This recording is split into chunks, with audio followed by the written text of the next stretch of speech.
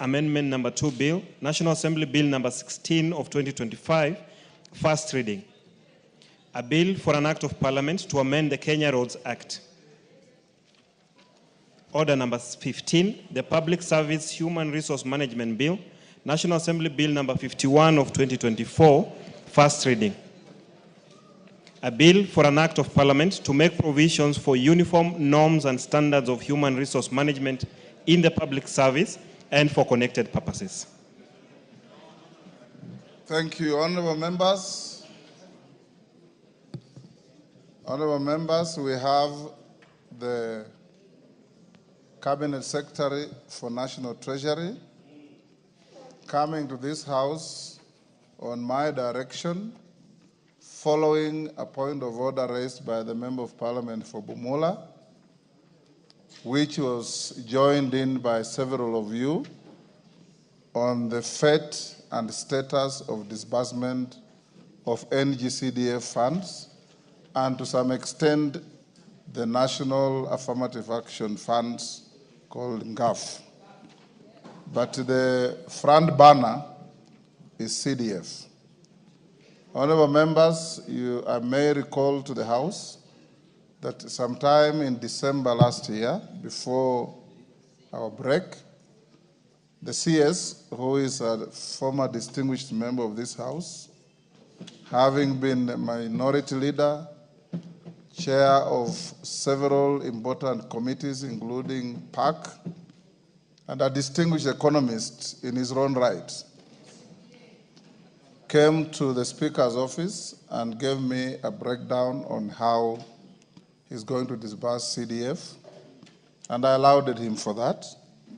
When we had our midterm retreat in Naivasha, we also invited the CS, and he graciously came and engaged all of you on this very important issue.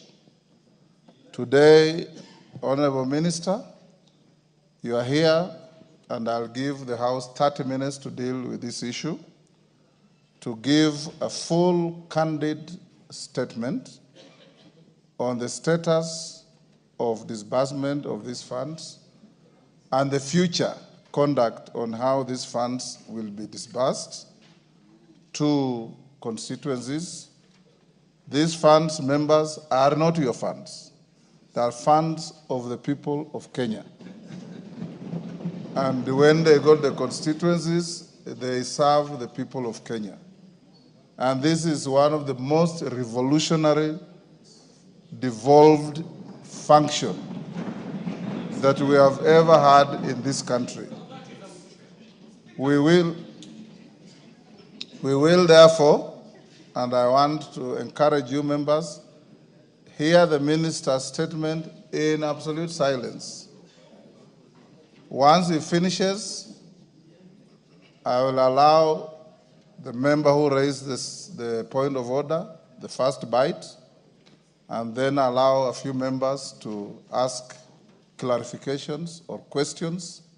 And once we finish and we are satisfied, we'll let the minister go back to his office.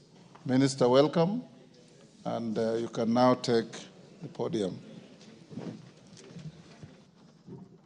Thank you very much, Mr. Speaker. Mr. Speaker, together with the members of the National Assembly of the Republic of Kenya, my former colleagues, let me first take this opportunity, Mr. Speaker, to thank you for indulging me and inviting me to come here and talk to a matter of national importance.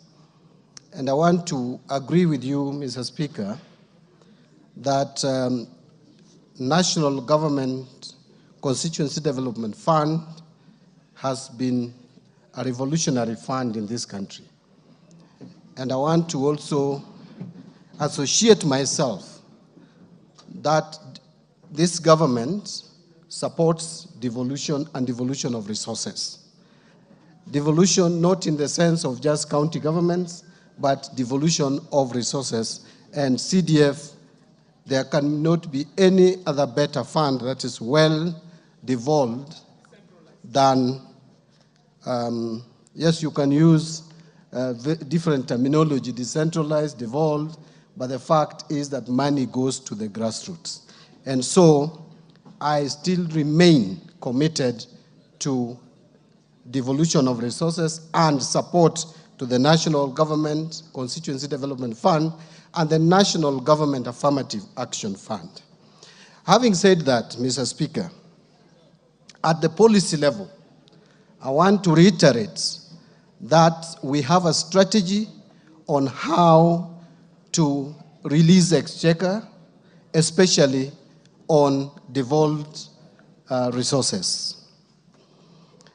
Mr. Speaker, being a former member of this parliament, and it is not long ago that I was here, and I've been here for 17 years, and appreciating the role that CDF plays in our economic development and a support to various social aspects of the society, including supporting education of our children, I voluntarily came to your office without any invitation on a date I can't remember in December to discuss with you the challenges of the release of funds to the national government. It was on 5th December. It was on 5th December. Thank you, Mr. Speaker. And so when I came, we discussed, and I clearly took notes that we have not been able, or we were not able at that time to release constituency development funds to the constituencies as should be done. So I proposed a schedule on how the funds were going to be released. And so, Mr. Speaker, I just want to discuss with the members what has happened in terms of the release of these funds before I explain the challenges that probably we have encountered. First, Mr. Speaker, when I came, and this House will remember that there was carryover of CDF from the last financial year, money that was not disbursed, money that was appropriated to the National Government Constituency Development Fund, but was not disbursed. So for the 23-24 financial year, out of the total 57 billion, 931,500,000, only 44.4 billion was disbursed. That left us with a gap, a carryover of 13.531 billion. That was then added to the appropriation for 2024-2025 to give, which was 54,732,927,680. That gave us a figure of 68.233 billion for now, 24-25, to be paid or disbursed. Mr. Speaker, by the time I came to your office, out of this money, only an amount of 13.5 billion had been disbursed. So in the month of September, on 24th of September, we paid 5.5 billion. The following day, on 26th, 300 million was disbursed.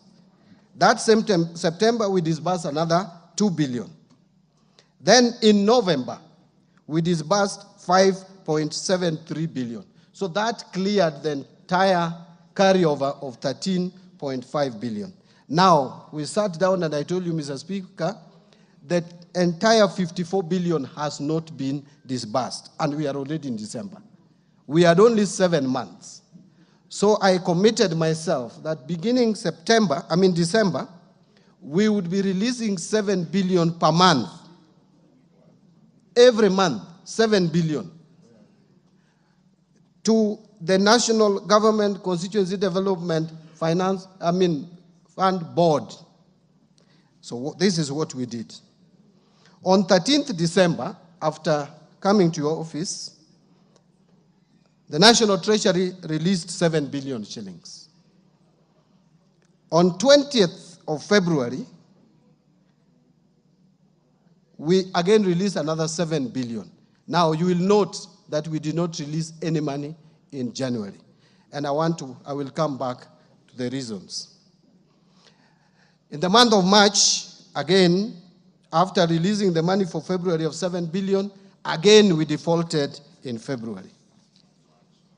Now, in March, we defaulted in March. So, Mr. Speaker, in the month of April, and that is not long ago, that is actually today,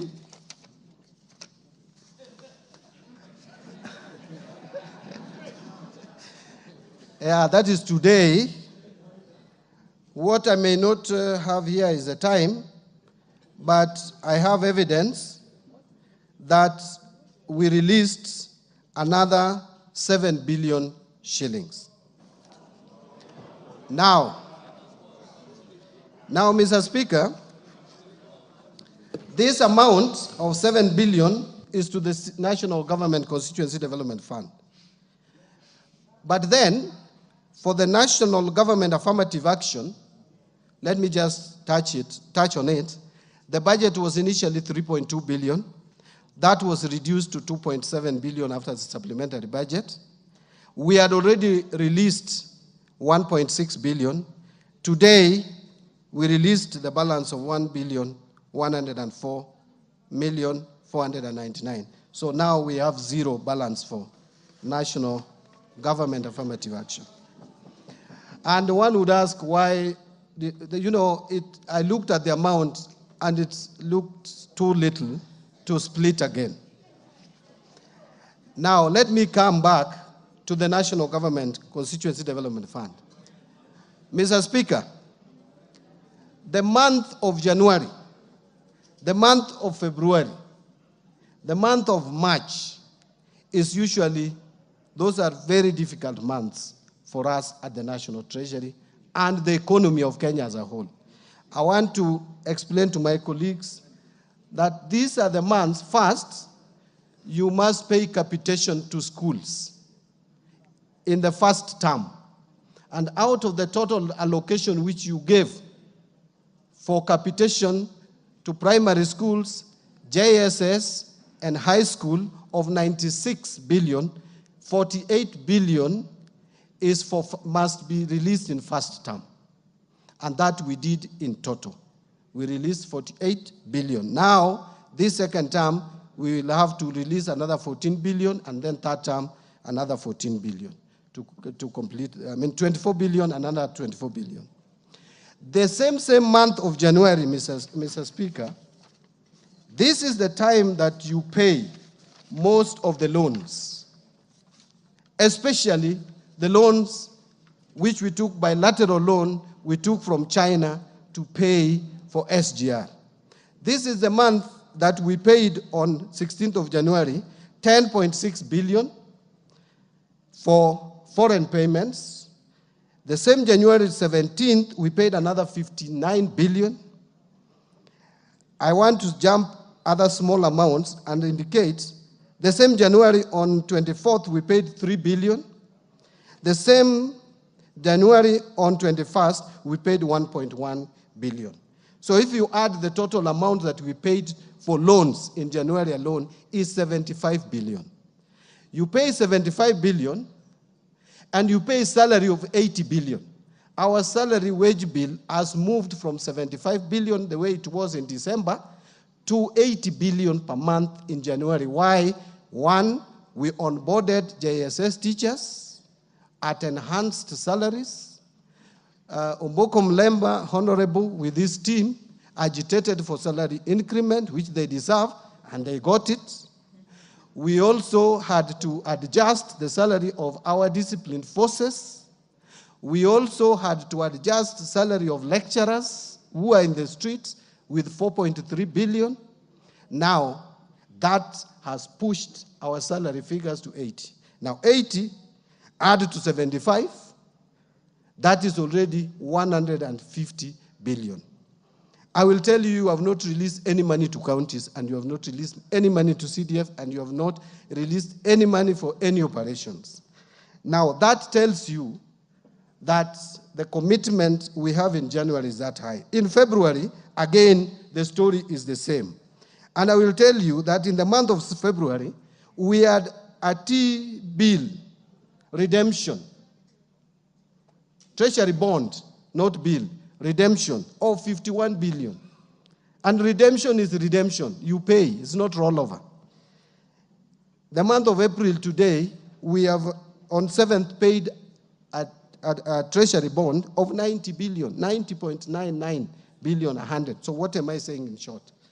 What I'm saying in short is that, honorable members, is not that National Treasury does not want to honor commitments that I make to this House. But sometimes you have to balance the needs that come before you. We all know that we had to struggle after the Gen Z's agitation. This economy was shut for almost 2 months. That affected revenue collection. But worse still is that external finances, we have not been able to receive external finances until now. Fortunately, now the doors are opening for external resources. Actually, when I gave this commitment in December, I was very sure that we were going to get external resources by February, March. Unfortunately, that has delayed. And let me just give you some examples. One, on IMF program, you know the 7th and 8th review delayed. 7th review was supposed to come in March. It didn't happen last year.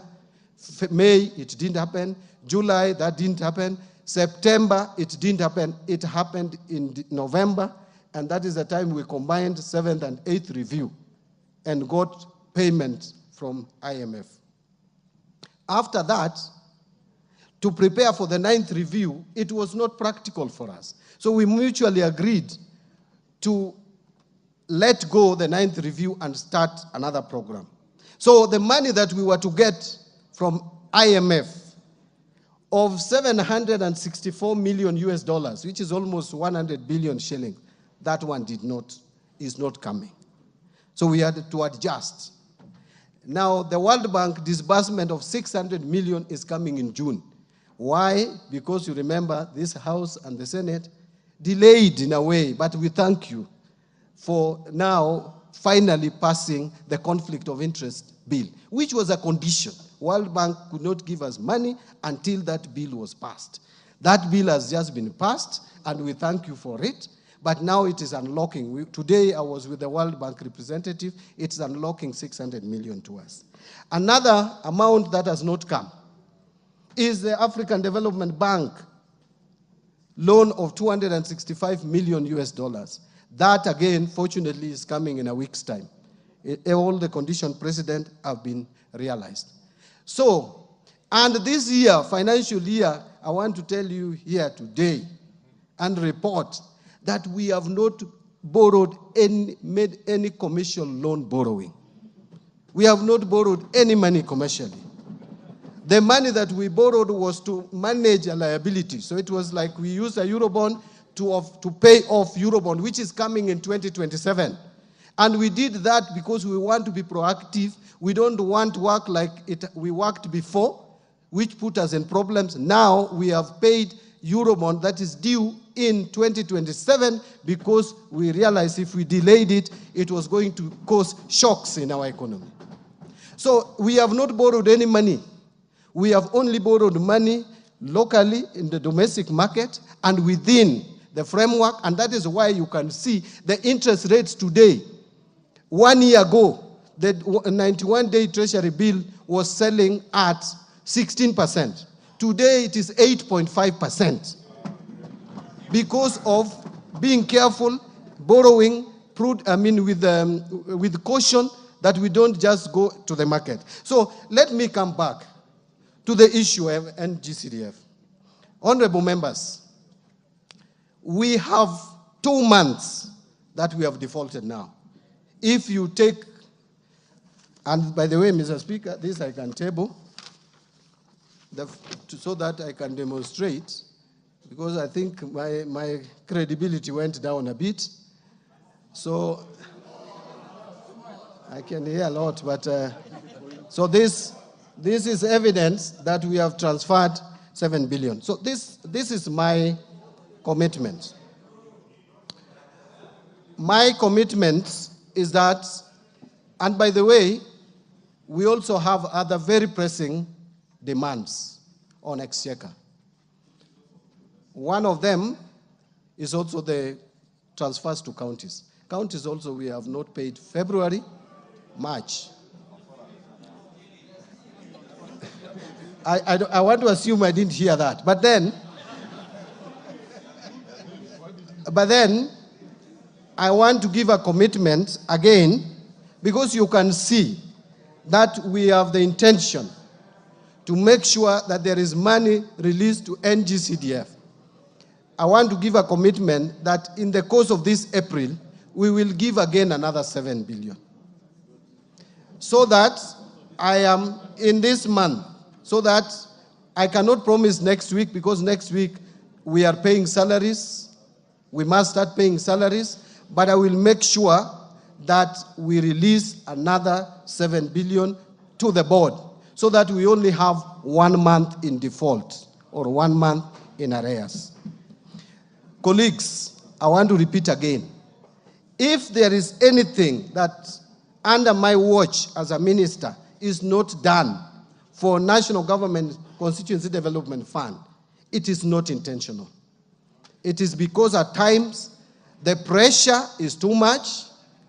Sometimes you have to balance between paying the debts, which you must pay, because if you don't pay debts, by the way, there will be no economy. So we must pay our debts. We must release money to CDF. We must release money to education. We must release money for security. Sometimes we take security for granted when we boast of numbers of tourism rising. We don't know how much threat has been dealt with out there. So we must support our security. Let me conclude, Mr. Speaker, because I know there will be further questions, and ask that we have and plead that as leaders, people out there may not like us. They may say all sorts of things, but we are still their leaders. And therefore, I am just appealing that we are all privileged. We need to be sometimes a little bit cautious. I listened to one of us argue that this country is likely to be taken to pari, that we are likely to default in debt payment. That is irresponsible statement. It is irresponsible, it can cause panic, and it should not come from someone who has chaired Budget and Appropriations Committee. Let me tell you, yes, there were times when we had challenges, but where we are, we don't have a problem with debt sustainability. The numbers are there. The figures are there. Even the IMF has the figures. World Bank has figures.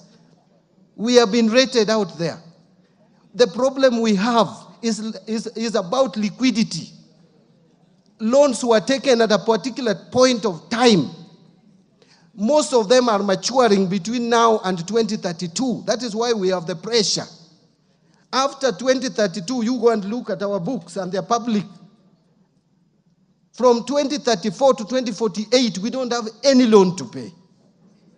There is no external loan to pay around that time, whether bilateral, whether commercial, multilateral. We don't have much loans. But between now and 2032, we must work together. This House has a responsibility. Treasury has a responsibility. Executive has a responsibility. We must work together to steady our economy. And that is why some of us were taken to the executive as experts to make sure that we steer the ship. So don't discourage. This process will continue, I am committed to it. There is no time we will default in our loan repayment. This country is strong economically. It is the strongest economy in the region. So let nobody scare people that Kenya is going to default. We may be struggling. But let me ask you, have we failed to pay salaries? No.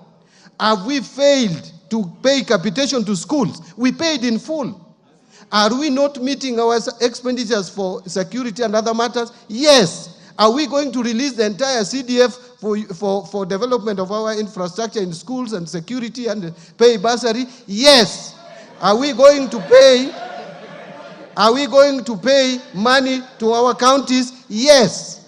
And by the way, let me ask. I have been in this house with you, and I used to sit there. That is my corner.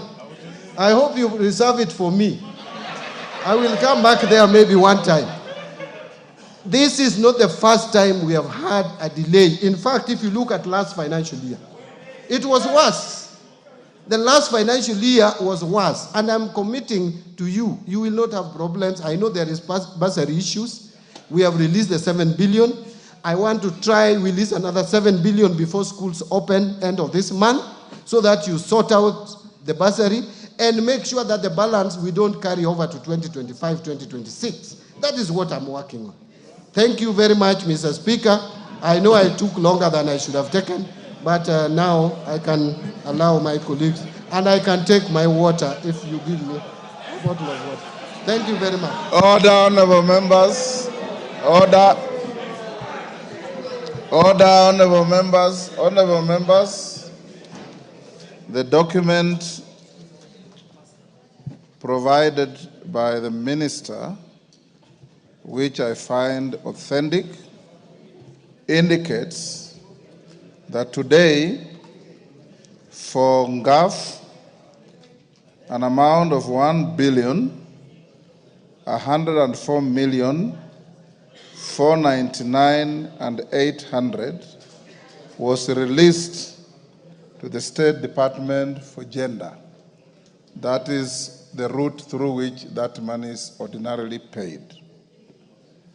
And an amount of 7 billion was released to the State Department for Economic Planning. That is the route